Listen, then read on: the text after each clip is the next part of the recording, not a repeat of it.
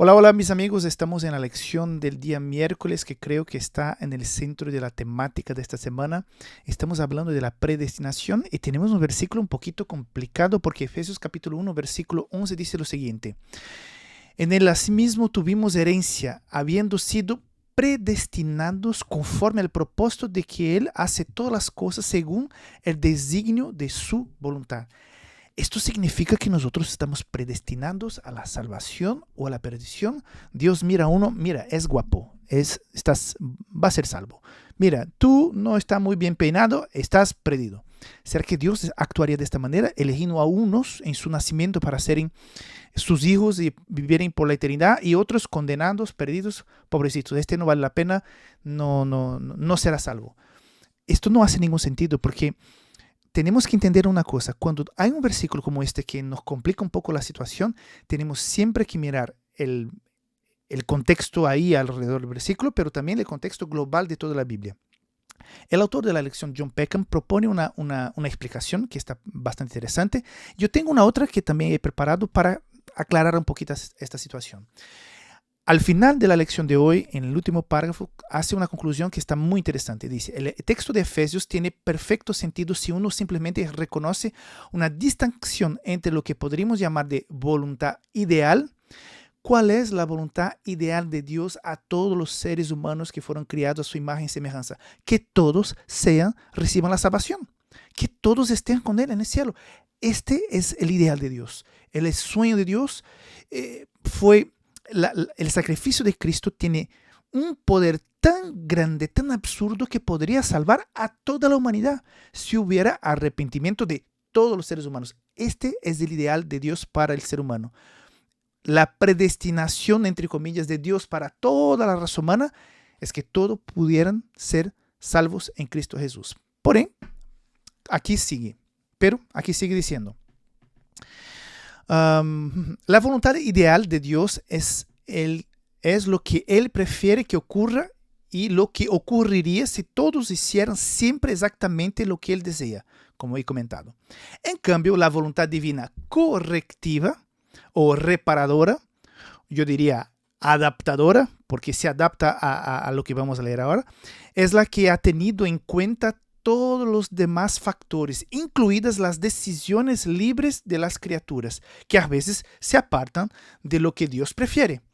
Entonces, Efesios capítulo 1, versículo 11 estaría hablando, refiérese a la voluntad correctiva, reparadora, adaptativa, digo yo, de Dios con respecto al ser humano. Una cosa muy clara que la lección también comenta hoy: Dios ve el ser humano al mismo tiempo durante su timeline, el momento donde nace la persona, hasta el momento, su último suspiro, su último segundo de vida. Dios ve todo al mismo tiempo. O sea, Dios en este momento me está mirando cuando yo nací. Ya conoce mi último día y sabe las decisiones que voy a tomar durante todo el largo de mi vida. O sea, Dios quiere mi salvación, pero hoy he tomado la decisión de seguir a Cristo, pero mañana quizás me alejaré y no quiero, voy a negar a Cristo y me voy a apartar. Dios ya lo sabe. Entonces, al final, no seré salvo. ¿Por qué? Porque he decidido que no quiero más el amor de Cristo. Bueno, es una consecuencia de mi decisión. Dios ya lo sabía antes, mismo si durante todo el percurso ha trabajado para que yo pudiera cambiar. Al final tomé esa decisión.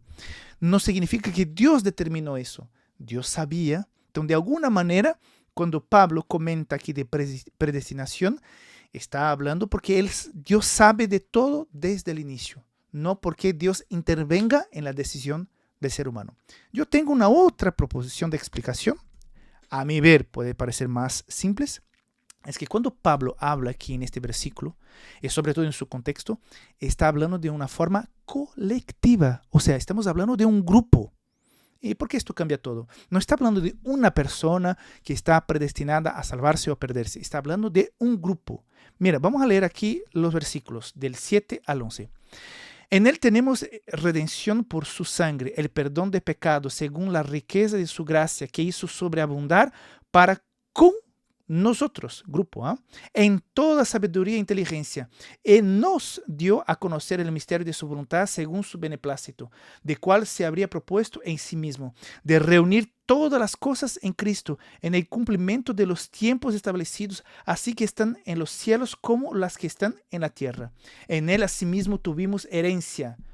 ¿Quién tuvimos? Nosotros, ¿no? Habiendo sido predestinados, ¿quién? Nosotros, conforme al propósito de que Él hace todas las cosas según el designio de su voluntad.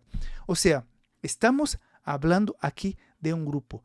Pablo, cuando se refiere a los cristianos, dice, nosotros como iglesia, nosotros como grupo, nosotros que hemos aceptado, que estamos en este momento declarando abiertamente que creemos en Dios, nosotros estamos predestinados para la salvación. Es claro, obvio, una iglesia está predestinada ¿a qué? ¿A perderse o a salvarse? No significa que ser miembro de la iglesia, tener su nombre ahí, ya está salvo. Pero la idea que tenemos es que los que son cristianos, están ahí conectados con Dios, pertenezcan a la iglesia, a la fe cristiana, están predestinados a la salvación, están programados a la salvación. No significa que individualmente este sí será salvo, este no está perdido. No es esto, pero la idea general, un equipo de fútbol que se ha entrenado muchísimo, que ha preparado cada cupo, cada jugador está predestinado a ganar porque tiene un super equipo, han entrenado un montón y ganan muchos partidos.